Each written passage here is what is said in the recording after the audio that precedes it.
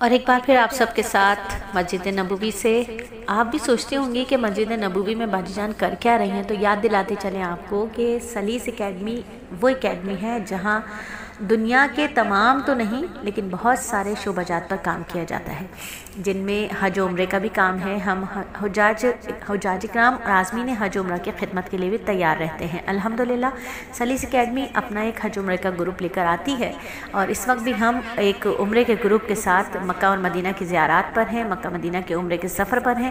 اللہ تعالی ہمارے اس سفر کو قبول فرمائے۔ اگر آپ یا آپ کی فیملی میں سے کوئی اور بھی حج یا عمرے کے لیے آنا چاہتا ہے تو سلیس کو جوائن کیجئے، اور سلیس کو جوائن کرنا بہت مشکل نہیں ہے، صرف ایک نمبر ڈائل کرنا ہے جو ہے 0333130829، اور بات کریں گے 23 شوال میں صرف 5 منٹ کے مدرسے میں قرآن و حدیث کی روشنی سے ام المومنین ام سودا کے بارے میں۔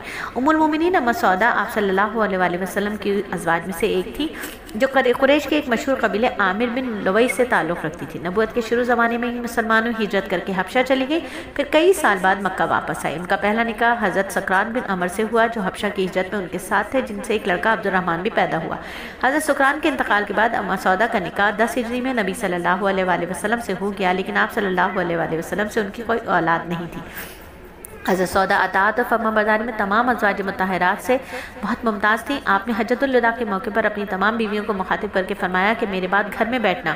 اما سودا نے اس حکم پر اس شدت سے عمل کیا کہ پھر کبھی حج کے لیے بھی تشریف نہ لے کر گئیں۔ فرماتی تھی میں نے حج اور عمرہ دونوں کر چکی ہوں، اب اللہ کے حکم کے مطابق گھر میں بیٹھوں گی۔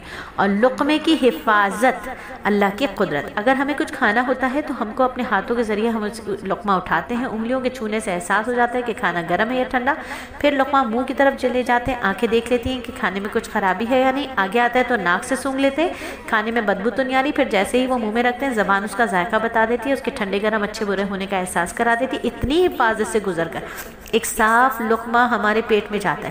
اللہ تعالیٰ نے اپنی قدرت سے لقمے کی حفاظت کے لیے کس طرح کا انتظام کیا ہے، سبحان اللہ۔ اور دین میں نماز کی بڑی اہمیت ہے۔ نبی پاک صلی اللہ علیہ وآلہ وسلم نے فرمایا دین بغیر نماز کے نہیں ہے، اور نماز دین کے لیے ایسے ہی ہے جیسے آدمی کے بدن کے لیے سر ہوتا ہے۔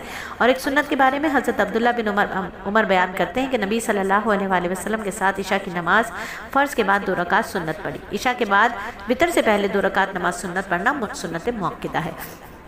اور ایک بہت ہی اہم عمل کی فضیلت کہ آپ صلی اللہ علیہ وآلہ وسلم نے فرمایا جب کوئی شخص کسی چیز کو صدقے میں نکال دیتا ہے تو 70 شیطانوں کے جبڑے ٹوٹ جاتے ہیں۔ اور ایک گناہ کے بارے میں نبی صلی اللہ علیہ وآلہ وسلم نے فرمایا کہ نماز کا چھوڑنا آدمی کو کفر سے ملا دیتا ہے، اور دنیا میں صرف بلائیں اور فتنے باقی ہیں۔ حضرت معاویہ رضی اللہ تعالیٰ عنہ فرماتے کہ میں نے نبی صلی اللہ علیہ وآلہ وسلم کو فرماتے ہوئے سنا کہ دنیا میں اب صرف بلائیں اور فتنے باقی رہے ہیں۔ یعنی آپ دیکھیے آپ صلی اللہ علیہ وآلہ وسلم کے دور کی بات ہے، اور آج ہم فتنے کے اس دور سے گزر رہے ہیں جہاں ہر گھڑی فتنے ہی فتنے ہر طرف سے برستے ہوئے نظر آتے ہیں۔ تو ایمان کی حفاظت فرض ہے، اپنے ایمان کی حفاظت کرنی ہے کہ ایمان بچانا فرض ہے۔ جان بچ جائے ایمان نہ ہو تو بیکار ہے، ایمان ہو جان رہے یا نہ رہے یہ بہترین ہے۔ اور آخرت کے بارے میں قرآن میں اللہ فرماتے ہیں اہل جنت پر چاندی کے برتن اور شیشے کے پیالے پیش کیے جائیں گے، وہ شیشے چاندی کے ہوں گے جن کو بھرنے والے خادموں نے مناسب انداز سے بھرا ہوگا، اور ان کو ایسی شراب کے جام پلائے جائیں گے جس میں سونٹ کی ملاوٹ ہوگی۔